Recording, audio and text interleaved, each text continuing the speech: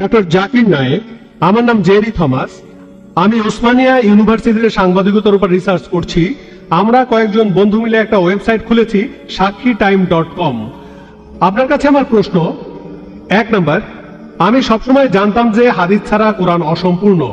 এখন আপনি অন্য ধর্মগ্রন্থের কথাও বললেন, আপনি বাইবেলের কথাও বললেন, কিন্তু বাইবেল বলছে যে যীশু খ্রিস্টকে বিশ্বাস করে না সে খ্রিস্ট বিরোধীদের দলে সামিল হয়।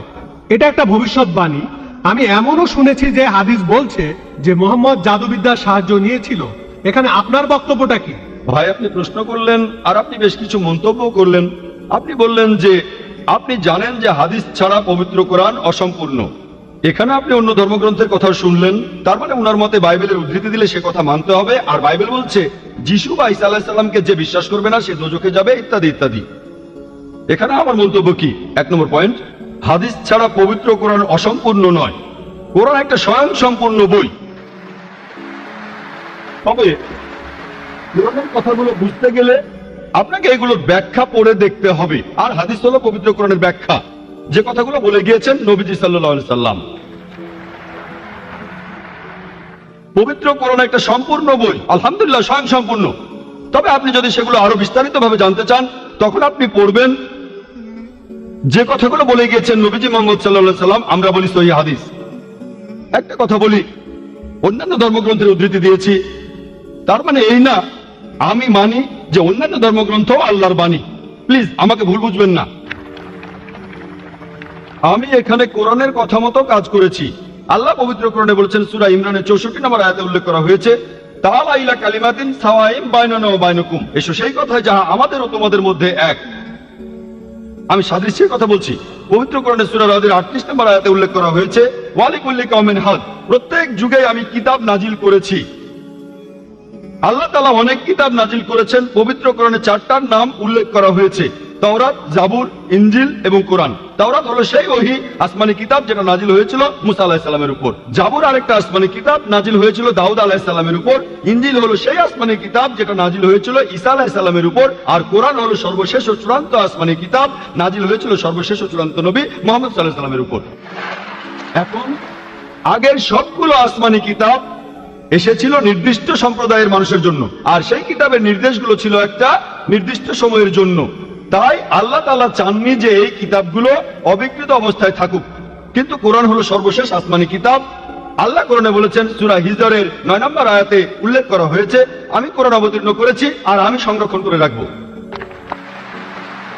কোরআন হলো একমাত্র ধর্মীয় গ্রন্থ পুরো পৃথিবীর মধ্যে যেটা এখনো অবিকৃত অবস্থায় আছে। শুধু আমি বলছি না, ধর্মের উপরে বিভিন্ন বিশেষজ্ঞরা বলছেন। তাদের একজন উইলিয়াম মুর, তিনি ইসলামের বিরুদ্ধে তীব্র সমালোচনা করতেন। তিনি খ্রিস্টান ছিলেন। 200 বছর আগে তিনি বলেছিলেন, আর কোনো ধর্মীয় গ্রন্থ নেই, আর কোনো ধর্মীয় গ্রন্থ নেই যেটা এখন অবিকৃত অবস্থায় আছে 1200 বছরের বেশি সময় ধরে। এখন বললো 1400 বছরেরও বেশি। এই কোরআনের মতো। তিনি খ্রিস্টান ছিলেন, ইসলাম ধর্মের তীব্র সমালোচক ছিলেন। তিনি সত্যি কথাটা স্বীকার করেছেন, কোরআন অবিকৃত অবস্থায় আছে। কিন্তু অন্যান্য সব ধর্মগ্রন্থ সেগুলোর কথা বদলে গেছে, এমনকি বাইবেলও। আমি বাইবেলকে আল্লাহ তাআলার বাণী বলে মানি না। আমরা মুসলিমরা বিশ্বাস করি সেই ওহীতে যেটা দেওয়া হয়েছিল ঈসা আলাইহিস সালামকে, ইনজিল। কিন্তু এখন আমরা যে বাইবেলটা দেখি, এই বইটা একটা মিশ্রণ। এখানে আল্লাহর বাণী থাকতে পারে, কোরআনের সাথে মিললে আমি আপত্তি না করে মেনে নেব এটা আল্লাহর বাণী। এছাড়াও নবীদের বলা কথা আছে, এখানে ঐতিহাসিকদের বলা কথাও আছে। দুঃখের সাথে জানাচ্ছি, বাইবেলে পর্নোগ্রাফিও আছে। আমি উদ্ধৃতি দিতে পারবো না, আমি পারবো না। বাইবেলে আছে অনেক পরস্পর বিরোধী কথা, বৈজ্ঞানিক ভুল, গাণিতিক ভুল, সেগুলোর কথা এখানে বলছি না। আমি বিতর্ক করেছিলাম ডক্টর উইলিয়াম ক্যাম্বেলের সাথে। তিনি ইসলামের বিরুদ্ধে একটা বই লিখেছিলেন, Quran and Bible in the light of history and science. বলেছিলেন কোরআনে 30টা বৈজ্ঞানিক ভুল আছে। আমি আমেরিকায় গিয়েছিলাম। আমেরিকায় আমরা বিতর্ক করেছিলাম 2000 সালের 1 এপ্রিল। আর টপিক ছিল Quran and Bible in the light of science. তার সব অভিযোগের উত্তর আমি দিয়েছিলাম। তারপর আমি যখন বাইবেলের 38টা ভুলের কথা বললাম, তিনি সেগুলোর উত্তর দিতে পারেননি। পবিত্র কোরআনের সূরা বাকারার 79 নম্বর আয়াতে উল্লেখ করা হয়েছে, ফাওয়াইলুল লিল্লাযিনা ইয়াকতুবুনাল কিতাবা বিআইদিহিম সুম্মা ইয়াকুলুনা হাযা মিন ইনদিল্লাহ লিয়াশতারু বিহি সামানান কালিলা ফাওয়াইলুল লাহুম মিম্মা কাতাবাত আইদিহিম ফাওয়াইলুল লাহুম মিম্মা ইয়াকসিবুন। দুর্ভোগ তাদের যারা নিজ হাতে কিতাব রচনা করে আর বলে এটা আল্লাহর ওহী। সমূল্য পাওয়ার জন্য তারা এই কথা বলে, যা লিখেছে সেজন্য শাস্তি তাদের, যা উপার্জন করেছে সেজন্য শাস্তি তাদের। তাই বর্তমানের বাইবেল হয়তো জানেন এই বাইবেল শব্দটা এটা বাইবেলের মধ্যে কোথাও নেই, এটা এসেছে গ্রিক শব্দ বিবলস থেকে, অর্থাৎ অনেক বই মিলে একটা বই। আর বিশেষজ্ঞরা এখন বলেন এই বাইবেল লিখেছে অনেকজন লেখক, আমি বলছি না, খ্রিস্টান বিশেষজ্ঞরা। তাই বর্তমানের বাইবেলকে আমি আল্লাহর বাণী বলে মনে করি না। একইভাবে যদি জিজ্ঞেস করেন আমি বেদকে আল্লাহর বাণী বলে মনে করি কিনা, বৌদ্ধ ধর্মগ্রন্থগুলোকে আল্লাহর বাণী বলে মনে করি কিনা, পার্সি ধর্মগ্রন্থগুলোকে আল্লাহর বাণী বলে মানি কিনা, আমি এখন বলবো হতে পারে আল্লাহর বাণী, নাও হতে পারে আল্লাহর বাণী। আল্লাহ সুবহানাহু ওয়া তাআলা অনেক ওহী নাজিল করেছেন, অনেক কিতাব কোরআনে 4টার নাম উল্লেখ আছে, তবে এছাড়াও আছে যেমন সুফে ইব্রাহিম, এরকম অনেক আছে। আমি এখানে বলবো হতে পারে হিন্দু ধর্মগ্রন্থ হতে পারে আল্লাহর বাণী, হতে পারে বৌদ্ধ ধর্মগ্রন্থ সেগুলো আল্লাহর বাণী, তারপর পার্সি ধর্মগ্রন্থ আল্লাহর বাণী হতে পারে, কিন্তু আসমানি কিতাব হলেও সেগুলো নির্দিষ্ট জাতি আর নির্দিষ্ট সময়ের জন্য। এখন আপনি মানবেন সর্বশেষ ও চূড়ান্ত কিতাব, সেটা হলো পবিত্র কোরআন। তাহলে প্রত্যেক মানুষই, ভোক্তার দেশ ইন্ডিয়ায়, আমেরিকাতে, কানাডায়, ইংল্যান্ডে, সিঙ্গাপুরে, সৌদি আরবে, প্রত্যেক মানুষই সর্বশেষ ও চূড়ান্ত ওহী মানবে, অর্থাৎ পবিত্র কোরআন আর সর্বশেষ নবী মুহাম্মদ সাল্লাল্লাহু আলাইহি সাল্লামকে মেনে চলবে। আমি বলছি না যে হিন্দু ধর্মগ্রন্থগুলো আল্লাহর বাণী, আর আল্লাহর বাণী হলেও সেটা নির্দিষ্ট সময়ে নির্দিষ্ট জাতির জন্য ছিল। হিন্দু বিশেষজ্ঞরাও বলেন তাদের ধর্মগ্রন্থ পরিবর্তন হয়েছে, বৌদ্ধ বিশেষজ্ঞরাও বলেন তাদের ধর্মগ্রন্থ পরিবর্তন করা হয়েছে। প্রত্যেক ধর্মের বিশেষজ্ঞরাই, শুধু ইসলাম বাদে সবাই বলে যে তাদের ধর্মগ্রন্থে পরবর্তীতে কথা বদলানো হয়েছে, পরিবর্তন করা হয়েছে। তবে আমি যদি এখানে তর্কের খাতিরে মেনেও নেই এটা আল্লাহ তাআলার বাণী, যদি এমনটা হয় আর সেই ধর্মের অনুসারীরা তারা মানে এটা আল্লাহ তাআলার বাণী, তাহলে সেই ধর্মগ্রন্থ তাদের অক্ষরে অক্ষরে মানা উচিত। বৌদ্ধরা যদি মানে তাদের ধর্মগ্রন্থ আল্লাহ তাআলার বাণী, হিন্দুরা যদি মানে তাদের ধর্মগ্রন্থ আল্লাহ তাআলার বাণী, খ্রিস্টানরা যদি মানে তাদের ধর্মগ্রন্থ আল্লাহ তাআলার বাণী, তাহলে আপনাদের ধর্মগ্রন্থেই বলা হয়েছে আপনাদের মেনে চলতে হবে সর্বশেষ নবীর কথা, মুহাম্মদ সাল্লাল্লাহু আলাইহি সাল্লামের কথা। আপনি তো মনে করেন এটা আল্লাহ তাআলার বাণী, আমি মনে করি হতেও পারে আবার নাও হতে পারে। আপনি মনে করেন সেটাই আল্লাহ তাআলার বাণী, তাহলে আপনি সেটার কথা মেনে চলেন, সর্বশেষ আর চূড়ান্ত নবীকেও আপনি বিশ্বাস করেন।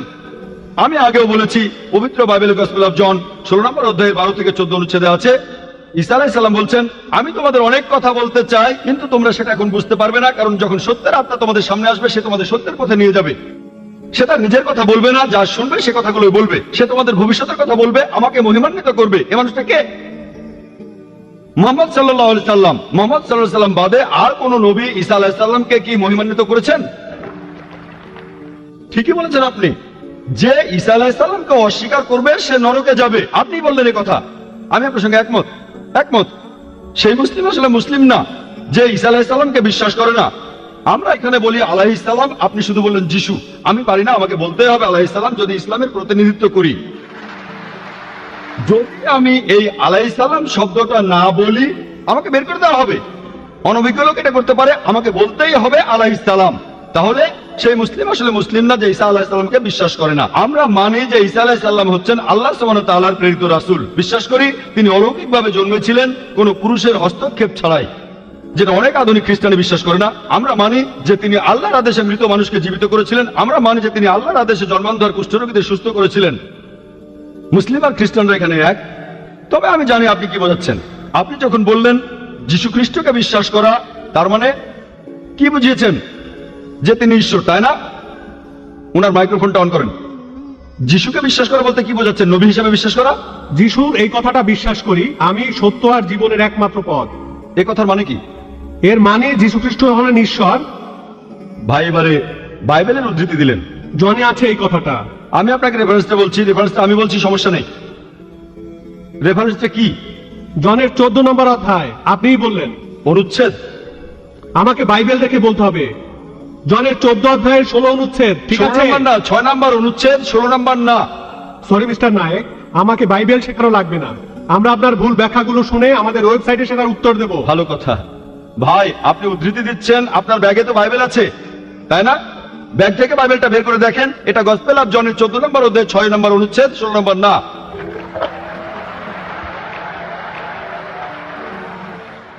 আর আপনি বললেন ঈসা মসীহ আলাইহিস সালাম, তিনি বলেছেন যে তিনি ছিলেন ঈশ্বর। আপনার প্রশ্নতে পরে আসছি।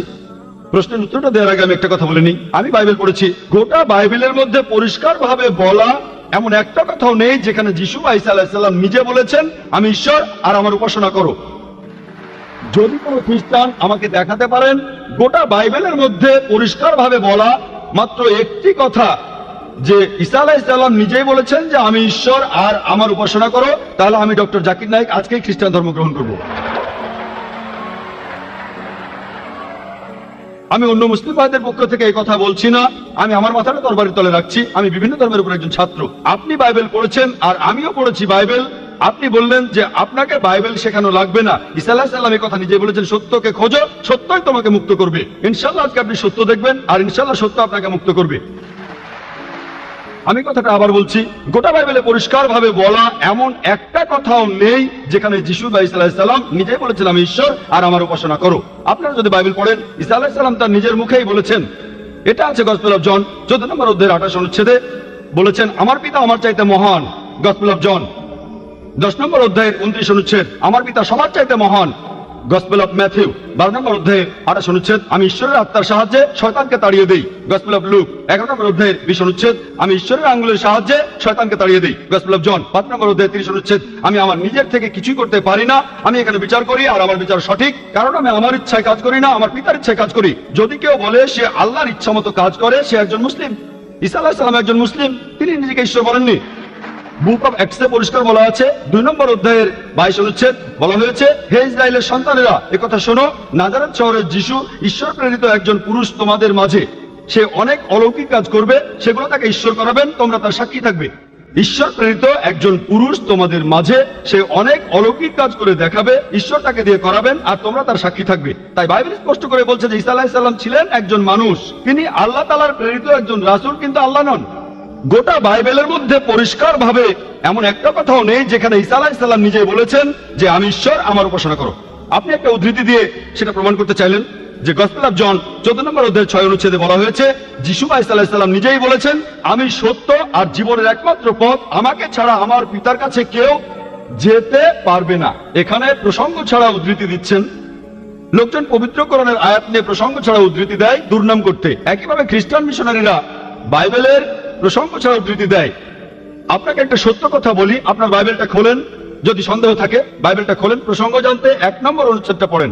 গসপেল অফ জন 14 নম্বর অধ্যায়ের 1 অনুচ্ছেদ বলছে যে তোমরা ভয় পাচ্ছ কেন? যিশু ঈসা আলাইহিস সালাম বলছেন যদি তোমরা ঈশ্বরকে বিশ্বাস করো তাহলে আমাকে বিশ্বাস করো। আমার পিতার রাজ্যে অনেক প্রাসাদ আছে, আমি সেখানে গিয়ে তোমাদের জন্য জায়গা তৈরি করব। আমি যখন যাব আমি তখন বলবো। শিষ্যরা বলল আপনি কোথায় যাবেন? তোমরা জানো না আমি কোথায় যাব? তারা বলল না। তখন শিষ্যরা বলল যে আমাদের পথ দেখান, আপনি যেখানে যাবেন। তখন যিশু ঈসা আলাইহিস সালাম বললেন আমি সত্য আর জীবনের একমাত্র পথ।